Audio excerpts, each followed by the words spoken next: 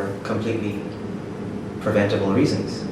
So if we can prevent them, that's a point of optimism. One of the things that I've learned this summer is that there's a wealth of information available throughout the region for climate providers, and it can be used by the Red Cross to save lives. Unfortunately, the way I see it right now, a lot of that information is falling on deaf ears. I would say the Red Cross is pretty enthusiastic with using climate information. In the Pacific region, it's very, very underutilized. It's a very new concept. Decision makers, they really want to use the climate information. They just were never exposed to it before, so they don't have the capacity to use it. So there's an interest to use it, they just don't know how. I think that the level of enthusiasm is actually quite high, surprisingly, at the Red Cross. It's surprising because they're not really using forecasts, so it's kind of, mind-boggling at times. So they're so enthusiastic about it. They see all the benefits that they could reap from using these, but they're not using them. So that really makes you think: what are the reasons? What are the constraints for not being able to use them? The clear miscommunication between the people who design tools and the people who use them. Being on the humanitarian side of things, it was very, very obvious the need for them to have tools that were very clear, very easy to access.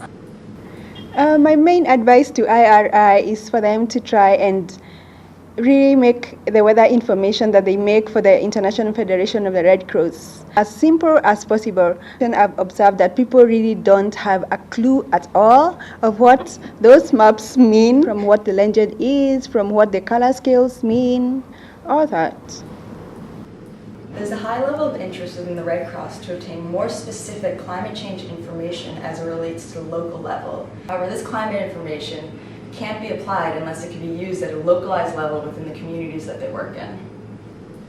So as you're all gathering to make your decisions about how to use climate information in the future, it's so important to remember that the people that are being affected the most have the smallest voice in the problem. One of the biggest challenges by far is a shortage of interdisciplinary workers. In an age of increasingly intricate global problems, we cannot afford the arrogance of thinking any one field could solve any problem. The structures of the Red Cross haven't really caught up with our knowledge of climate information. So while there's a knowledge that we are obligated to act, we know that things are happening and we know that we need to respond to them, there is just a lack of the capacity at the institutional level to do that. So we really need to think about connecting climate information with specific actions at the humanitarian level. The main obstacle for the Red Cross Red Crescent to use climate information was probably that the information that exists is a bit too technical and it is just there waiting for them to find a use. What they need to do is they need to tell the providers of this information what the use is going to be and actually have the information tailored to the ways they're going to use it. Whatever we do to address climate change and to deal with climate variability has to focus on people, and it has to focus on empowering people.